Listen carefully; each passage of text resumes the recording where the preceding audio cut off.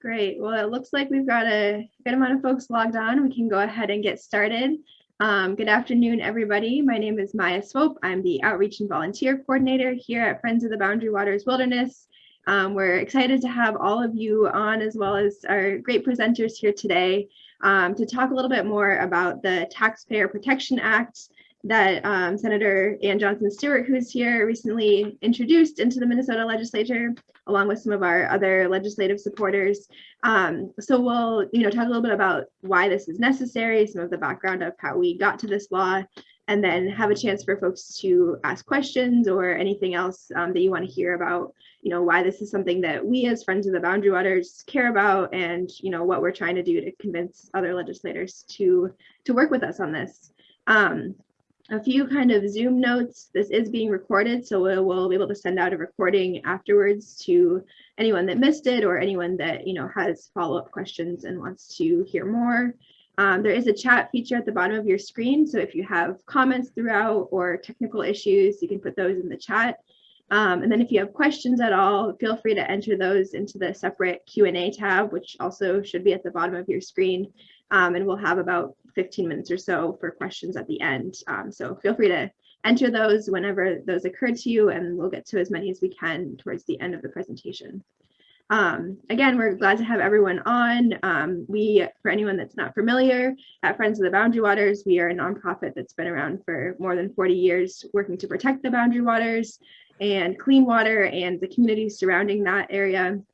And we work on that in so many different ways, but one of those efforts is really trying to make sure that in our Minnesota legislative process that we're really bringing science, bringing standards that support clean water and support Minnesotans into the process, into our regulatory system.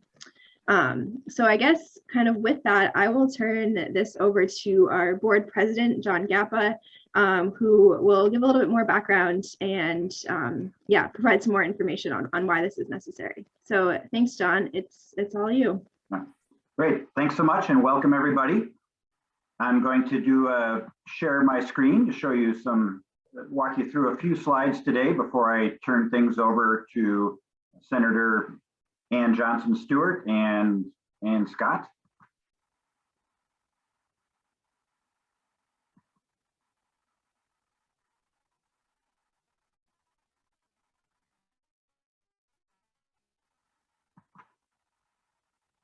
There we go.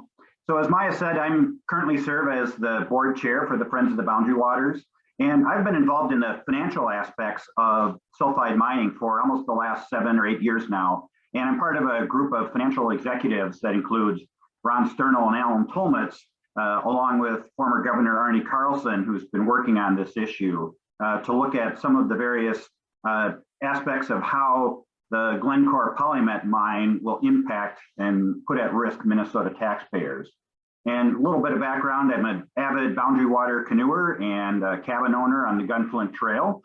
And, when I got involved with the Friends on this issue, 7 or 8 years ago, my thought was that environmental protection was, something that was just taken care of by, lawyers and scientists and things, and financial guys like myself really didn't have a role in things.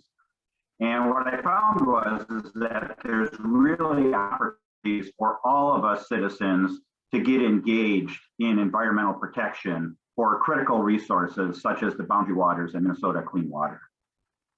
So I want to talk to you a little bit about what Minnesota law requires copper-sulfide mines to do in cleaning up after themselves. And Minnesota law currently requires a financial assurance package or a damage deposit for the mining companies to clean up after themselves. And I'm going to use the Polymet permit as a bit of a case study to show how our regulators have failed to enact sound financial safeguards to protect Minnesota taxpayers.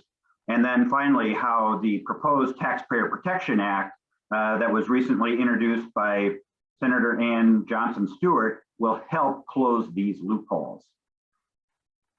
So first of all, I'll talk about Minnesota's current financial assurance rules. Covers lots of things that we're going to talk about: the cost of reclamation and any action plan that the regulators claim is needed, that the plan be reviewed and adjusted annually, and then make sure that funds are available when needed, and that those funds are protected and available and cannot be discharged through bankruptcy.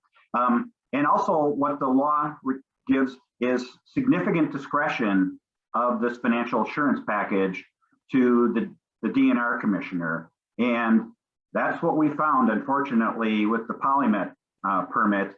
That was the fatal flaw in the current Minnesota rules. So, the current Glencore Polymet permit clearly demonstrates that our current law does not protect Minnesota taxpayers.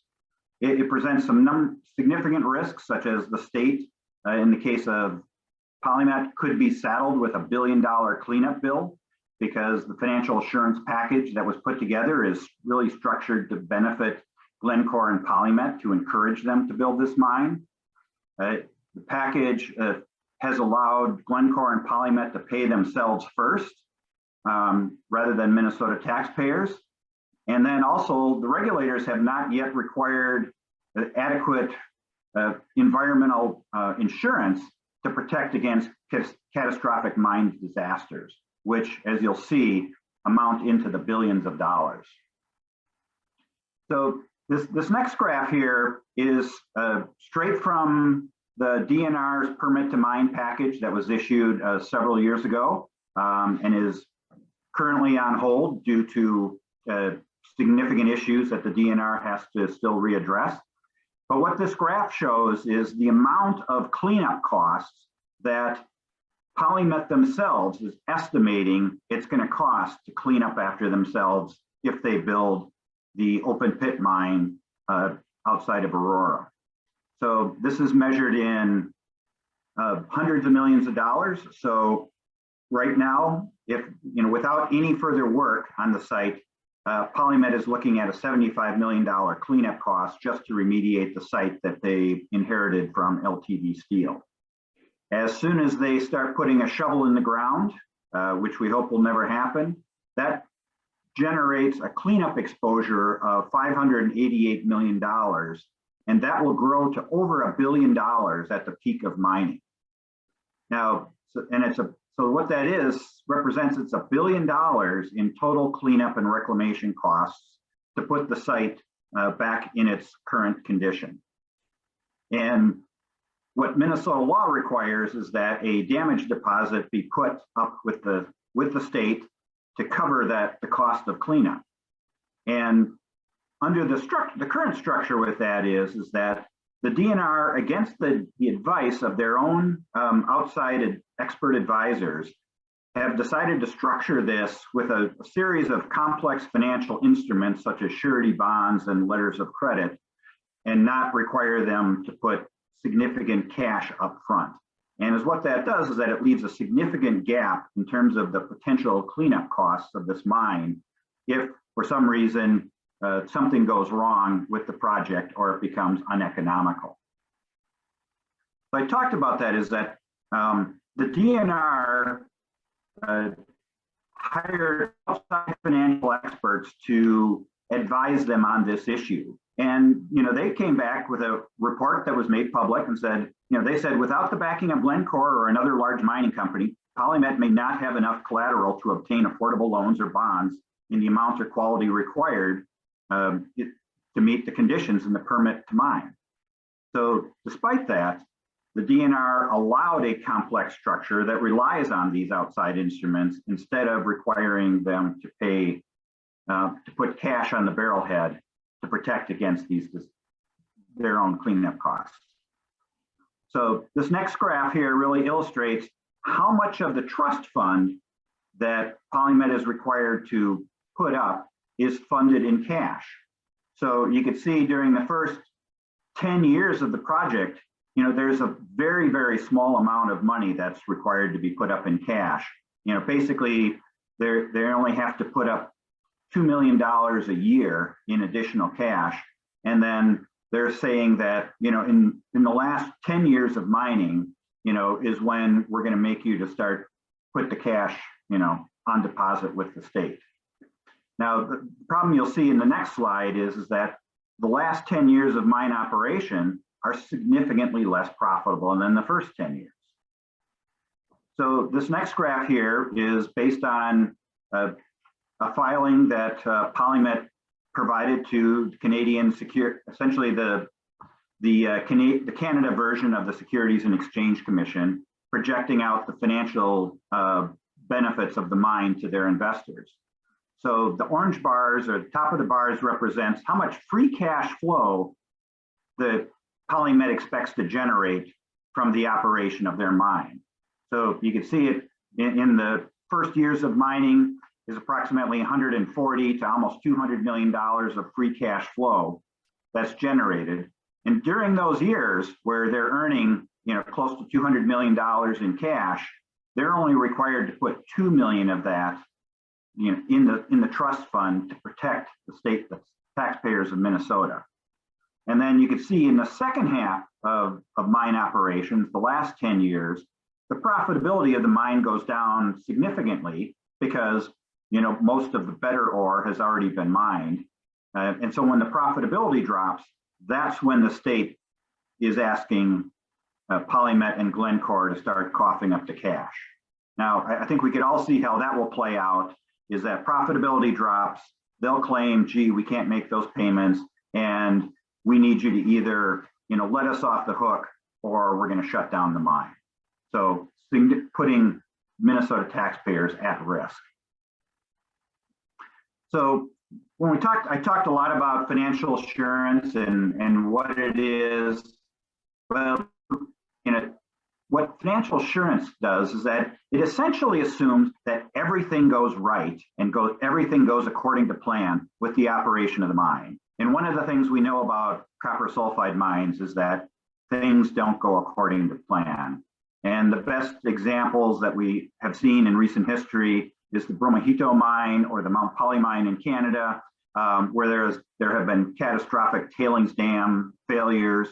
And in the case of Brumahito, about 200 people, miners and workers and village members were killed when the tailings dam collapsed. And the mining company that owns that mine was required to put up a $7 billion fund to clean up that mine. Now, what we know of a Polymet is right now, Polymet doesn't have that kind of money. And right now, the state is really unclear about how much environmental liability insurance they're going to even require Polymet to carry for this mine. So what the Taxpayer Protection Act is really designed to plug these loopholes that exist in current Minnesota financial assurance rules. So the proposed legislation will require the mining company, whatever mine it is, to submit in cash funds to reclaim the site and all the post-closure maintenance, and also put up funds in cash to provide any corrective actions if at any time during the operation of the mine that there's pollution issues that are occurring.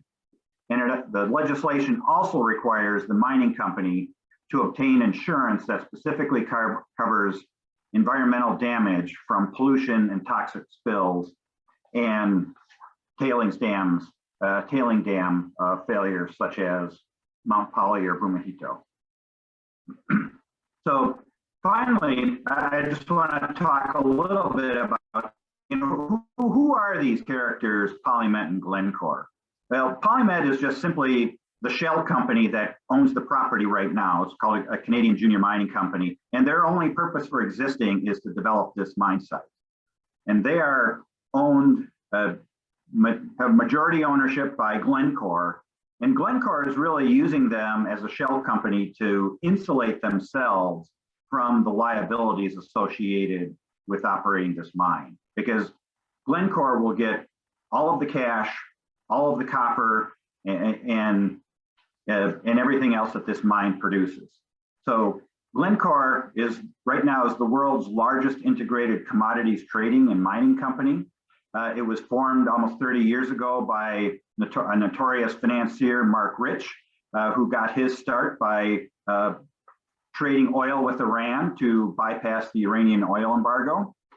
Glencore has a track record of using child labor in their cobalt mines in the Democratic Republic of Congo and elsewhere in the world, and is actively under investigation by the Department of Justice and has paid fines to the Ontario Securities Commission because of misleading investors. So, you know, a future question for us is, how do we keep these bad actors out of our state? And stay tuned for the answer to that one. You'll be hearing more from the Friends and others about how we're going to deal with these bad actors. So with this, at this point, I want to turn it over to Senator Ann Johnson Stewart and Scott Beauchamp, the Friends Policy Director, to talk more about the new legislation that's being proposed. Absolutely, and thank you, John, so much for that presentation. It's always, you know, I even learn new things every time I hear you talk about it. So it's really good, and I appreciate it. Yeah, and if anybody has any questions, you know, we'll go through a few questions with Senator Ann Johnson Stewart here. But if you have any questions for John or the Senator, please put them in the Q&A, and we'll be happy to get them answered afterwards. So, you know, there's many reasons and many problems, as we can see. But I guess I'll just start out by asking Senator, what made you want to introduce this bill in the first place? Thanks, Scott, and thanks, John. So I know people roll their eyes, but I'm a civil engineer, and as I was starting to learn as much as I could about this mine and the Twin Metals mine, frankly, I was a little aghast at what was being required of the companies in terms of surety and insurance. I mean, I was aghast at a lot of it, but came to realize that if we are going to beat this mine and not have it happen in Minnesota, these mines, we're going to have to come at this from two different directions. So I started asking you and others, John and Rod Sternal, about, well, what about insurance? What happens, you know, what's this reclamation fund all about? And I think it's important, thank you, John, for your presentation, but if we think about the boundary waters and we think about cleanup and reclamation, let me tell you what reclamation is. Reclamation is just covering the pond, or it's just covering it up and seeding it and capping it, okay? Now we know that that's gonna be there if this happens, if the mine occurs and 25 years from now, they're done, they've sewn it up, they've reclaimed it. That doesn't mean that anything's been treated. It just means it's been packaged tightly. And the $580 million left in that cash fund is that's all we have. So number one, let's say nothing happens, but we still have this kind of ticking time bomb pile of yuck. I mean, that's all we really have after Glencore and Polymet go away, in case anything happens, and that's just reclamation. Now, when John was talking about cleanup, I was quickly going back into my financial assurance papers because I can't remember how they determined the amount of 1.039, you know, $1 billion, basically. I mean, to me, just as an engineer, I know you can come up to $1 billion pretty quickly. I think I said the other day, that's like half of a light rail, right? I mean, $1 billion sounds like a lot of money, but it's not. And if you were to close your eyes and think, how much would it cost to clean up the boundary waters? I mean, even one lake, it's not $1 billion. We're talking billions. And so to answer your question, I started calling the DNR and I started calling Rod and other experts to say, this is not enough. This is another angle that we can go at. And what my opinion is Glencore and Polymet should be putting up billions of dollars in financial assurance. And that's how I got interested. So really it was my engineering background and understanding the risk involved and the reality. I mean, there's no amount of money that'll restore that. I mean, it's like saying $1 trillion. I mean, there's really no amount of money that'll store any lake or the boundary waters, but $1 billion is certainly not going to do it.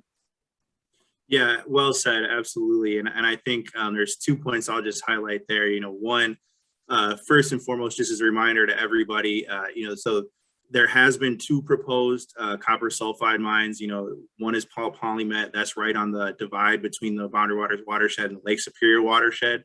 And it really threatens the St. Louis River, the Fond du Lac Reservation, and then the city of Duluth and their drinking water because it flows that way. And then, of course, there's the Twin Meadows mine, which the senator mentioned, which was recently killed by President Biden, which we are, very thankful for pending lawsuits. But again, as John mentioned, we really use the Polymet as a test case for this, right? Because it is the first one to be permitted, and as was said, we've ourselves along with other environmental groups and native groups have been able to overturn on I think 4 of their permits, so that's great. But again, this just shows this is the law for any mine that comes along, right? Any copper mine that comes along, and so that's why we want to update these laws. Absolutely. So well said. And then I go ahead if you want to. Well, I was going to offer up. You might have seen my post from when we had the press release. The other issue that's dividing people on this, or it's pretending dividing, is labor and jobs. And I don't care where you stand on mining. I don't care. But are you really willing to leverage your grandchildren's future by having an inadequate amount of insurance here? So for me, this is a way to approach this issue around money and fairness and risk. I mean, this is a black and white issue as far as I'm concerned. So that I'm for the environment and all that other stuff. You know that I'm pro-construction, I'm pro-jobs, but I mean, just on this alone, I don't really think that it's responsible of us to assume the risk financially of such a questionable operation. Sorry. No, don't be sorry. That's spot on, and that actually is the other point I was going to make on what you said, is that so this is an undisputed fact. This is not us saying this. This is Polymet saying this. They admit, and the Supreme Court agreed, that this land and this water will need treatment for up to 200 years after this mine. That's Polymet saying that. And so if we're talking about this mine needs to be treated for 200 years, and this is a company that's been around for 10 years, how many companies in world history have been around for 200 years, let alone, paying costs. And so when we think about, these numbers, you're absolutely right. Like, maybe it's enough to quote unquote reclaim it for a week or a month or a year, but not for 200 years. And again, what does that even mean to reclaim it? So absolutely, you're spot on there. And this is really just another tool in the toolbox that we can try to use to be creative and really make sure our laws are serving the people of Minnesota. And so, Senator, we've really highlighted a number to choose from, but just, as you mentioned, you are a civil engineer. What makes you the most nervous about these plans specifically? Well, I tried to talk to the engineer that evaluated the plant, the dam, sorry. The guy that the DNI hired out from, I think he's in Montana or Colorado. Anyway, he won't call me back. What makes me nervous is the dam itself, and knowing that these dams have been known to fail. A dam is only as good as the assumptions that we make about it. And there's a lot of conservatism built into every engineering program and every engineering problem. But we also have to evaluate risk. We have seen these dams fail before. It just makes me nervous. The fact that they don't have a licensed engineer in Minnesota evaluating this. I just want to talk to somebody. I just want to see their calculations, and I don't have that. So the riskiness of the dam, the history of dams failing, as John mentioned in other places, this is what I hope there's some parents on the line. So think about this. You have a new driver and he says, can I drive your new Camaro tonight? I just got my license. I really want to do it. And you're like, oh, I shouldn't. Oh, I have car insurance. I'll let him do it. And then he not only crashes your car, but maybe he gets in a fatal accident. What is the cost? How can, think of the day after. What do you say? Oh, I wish I had $1 billion insurance. No, there's nothing that will undo that decision. No amount of money. So my challenge as an engineer is just looking at the dam and the history of these types of dams and knowing that we've had dam failures before. I don't want to have one again. Yes, that's a great point. And just to provide a little bit more background on what the senator is referring to. So the dam that Polymet specifically was approved to use is a style of dam called an upstream tailings dam. Now, this has been used around the world, and it has failed around the world. And so actually, when we think about Brumadinho, that wasn't even a copper mine. It just it was an iron mine, which are, far safer environmentally. However, it used the same type of dam method. It used an upstream tailings dam method. And again, what the senator is referring to is there's a gentleman by the name of Scott Olson. And Scott Olson is a, quote unquote engineering expert. And so he developed this method for, supposedly predicting the safety of these dams called the Olson method. Now, he was brought in to consult on the Brumadinho mine just months before it failed. And he used his Olson method and said it was safe. And then just months later, it collapsed and killed people. That's the same guy that approved and Polymet's dam and said, that's the expert that said Polymet's dam will work because of the Olson method. Now, Brazil has since banned upstream tailings dams. Canada has significantly cut them down after that upstream tailings dam collapse in Mount Poly, which has been mentioned, which massively polluted salmon spawning areas as well as just outdoor recreation areas. And then actually just in January, there was not January, maybe about 6 months ago in Florida, there was a phosphorus dam that used an upstream tailings dam that collapsed. And sent millions and millions of gallons of cubic waste into Tampa Bay. And so this is something that it's now been studied. There's been studies that come out and say these are significantly less stable. And like I mentioned, Brazil, Peru, Chile, many countries that would have considered quote unquote less environmentally strict than us have banned these types of dams. And so that's what we're talking about when we think about Polymet. One of these dams holding up, I don't know the exact figure, but essentially a waste pond the size of the statue, as tall as the Statue of Liberty, in the headwaters of St. Louis River, which I also will remind everyone, the state has spent and the federal government has spent millions of dollars to clean up the St. Louis River estuary from previous pollution, when it's actually being somewhat successful. And so, it's another just poor financial decision to spend the millions to clean it up and then put it at risk again. So absolutely with the dam, you're spot on there, Senator. I guess I would ask, just unless there's any other areas that John or Ann want to highlight, Senator, what is the, and feel free to add whatever you'd like, but how can our supporters who are watching this or watching the recording later, how can they help out? How can they get involved and try to get this passed into law? So I'm in the Senate. I'm a Democrat. The power is not in my party's hands. So what I would ask is, this should not be a political issue. It really shouldn't. I'm also coming to you as a construction professional, right? So my whole adult life, I've worked in construction, and I love the idea of the big wages that construction workers make. Okay, let's set that aside. Regardless of how you feel about construction, regardless of what your political background is, we need everybody to call every senator, especially the Republicans, because they're the ones that are going to get us a hearing, and they're the ones that are going to get this on the floor. Now, obviously on the House side, we have Representative Kelly Morrison, who's awesome, and she is going to be getting a hearing on the House side, I would hope. That's a little bit friendlier place. I was going to say something else. What else? But that's really what we need. Oh, I know what it was. The other day I was talking to Steve Swadzinski, and we were talking about the jobs issue. And he said, why do people keep bringing up jobs? If this brought one job to the northwest area of Minnesota, would we still be willing? If it brought 10,000 jobs, would we be willing?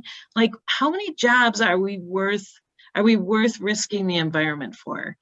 And I have been thinking about that a lot. So yes, I value jobs. Yes, I value the economy. Yes, northern Minnesota is important.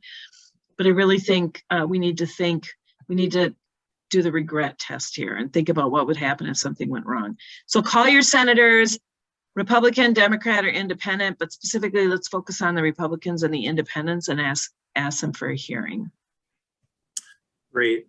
Thank you for that. And yeah, there's many great points that you just made right there. And I would say, first and foremost, as everybody I think knows, the Friends is a nonpartisan organization. We certainly feel these issues should be nonpartisan, and we hope to see a day when it's a bipartisan support for protecting clean water. Absolutely. And so, yeah, I strongly second what you just said there on that, because that is a key factor. And, the other thing is that, we at Friends, we really want to try to support, one of the 3 pillars of our work is called thriving communities. We really want to support these wilderness edge communities, but it's just like you said, it can't come at the expense of polluting Lake Superior. It can't come at the expense of polluting the boundary waters, because, it is, even like you said, even if it is, and then their numbers put it at about a few hundred jobs, maybe 1,000 jobs. One, that's not worth trading clean Lake Superior. That's not worth trading a clean boundary waters. And additionally, when we think about those types of industries, they are moving towards automation rapidly. And, they don't like to highlight that, of course, but it just makes financial sense for them, right? If you can pay a robot to do the job, right? If you just build a robot, you don't have to pay it a salary, you don't have to pay it healthcare. And so you're absolutely right about that. And the final thing I'll say is just a reminder to everyone, there's thousands and thousands of family sustaining jobs that depend on a clean wilderness and a clean Lake Superior right now, right? And so, I don't like to dump on any other states, but I do think if we don't have a clean boundary waters and a clean Lake Superior, I think we're going to lose a lot of what makes Minnesota special, right?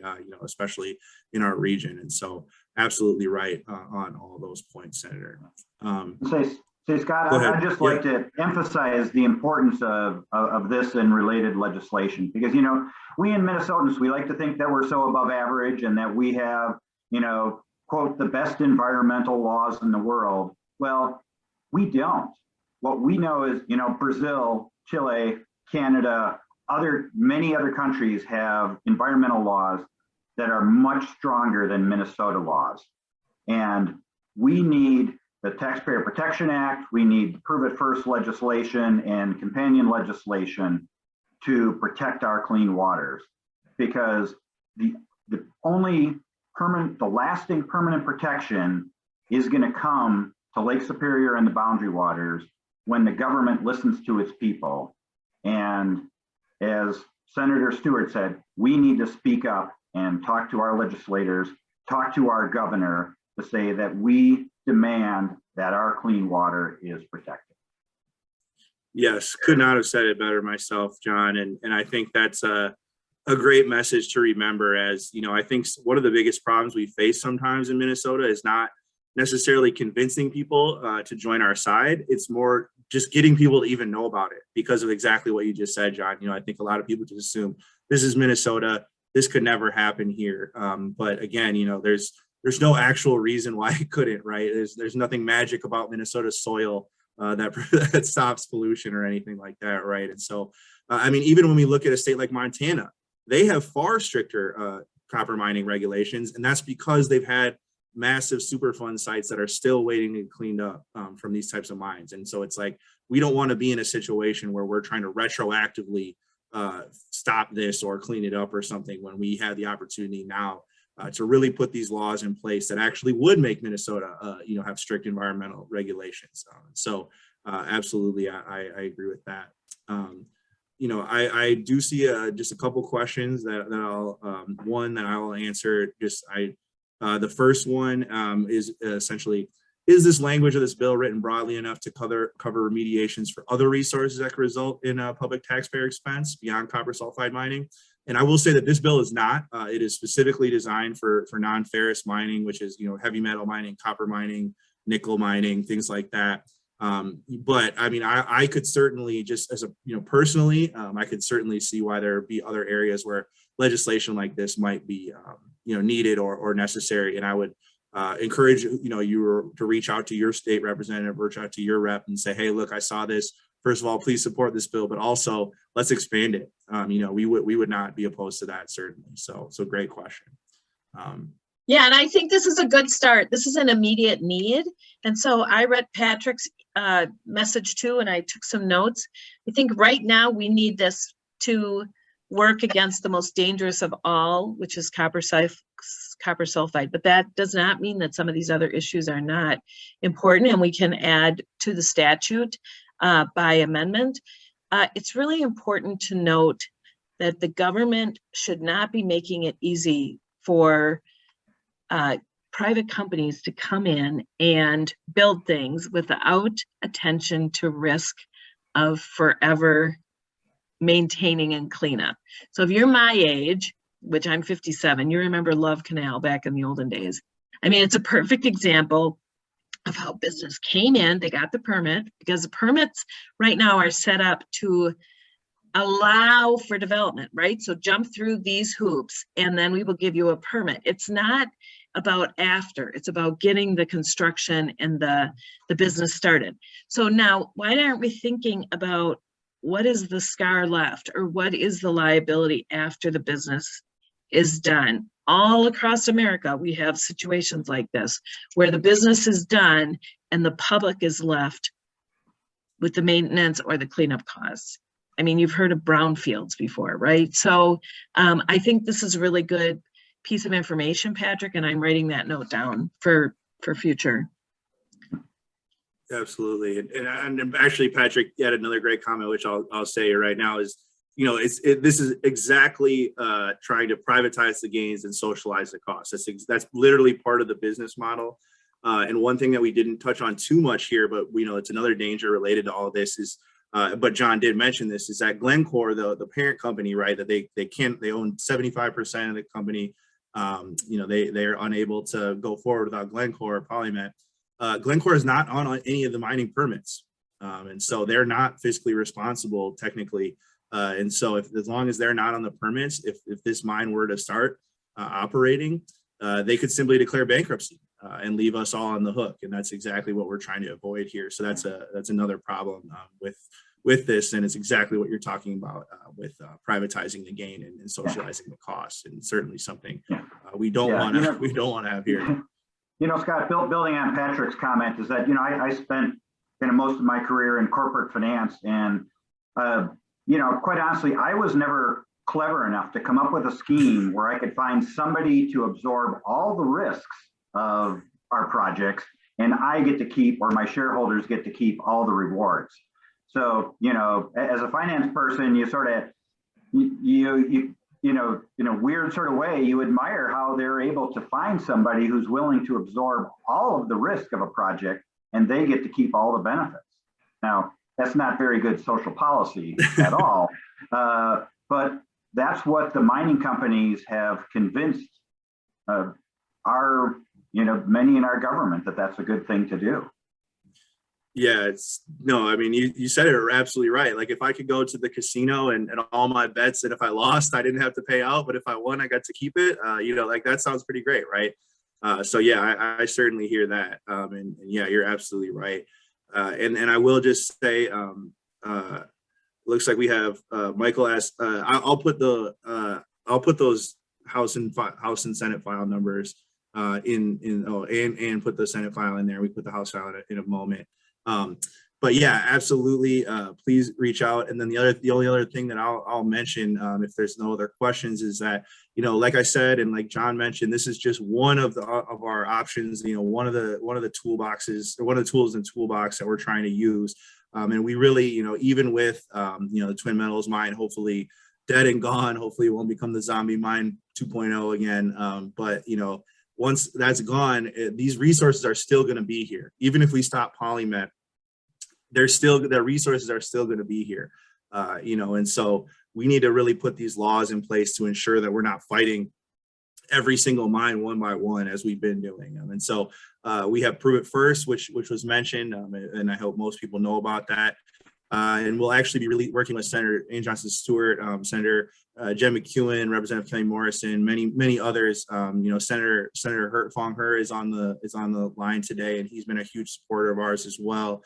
So I don't want to say that we're fortunate that we have a lot of allies in this, and so we'll be releasing another bill in next week that will essentially, and we won't start a whole nother webinar here, but essentially what it would do would shift the responsibility of DNR to promote mining, shifted away from DNR. And some people don't realize this is another kind of thing that people don't realize, but right now DNR has in its mission a responsibility to promote mining, as well as a responsibility to protect our natural resources, which obviously comes into conflict. And so we want to shift that responsibility from DNR over to the Department of Employment and Economic Development, where it belongs. So the permitting process for DNR is not impacted by that. And then additionally, in 2 weeks, we'll be releasing a bill called the Bad Actor Bill, which is intentionally set up to prevent companies like Glencore that have paid, this is a little preview, but just in the last 4 years alone, Glencore has paid over $10 million in environmental fines around the world. This is not the kind of company that we want to be doing business with. So that's going to be coming down the pipe. I got to stop saying coming down the pipeline. I'm working on getting rid of that metaphor. It'll be next up in the queue in the batter's box. So please stay tuned for that. If you have any other questions, either put them in there now, or I'll put my email in the chat, and you can please contact your legislator, shoot us an email. I'm sure we're all happy to talk more about this, and we really appreciate everybody being here today. So thank you so much for taking the time, and thank you for your dedication to protecting the boundary waters. It means so much to us. Thanks, everyone. Thanks, everybody.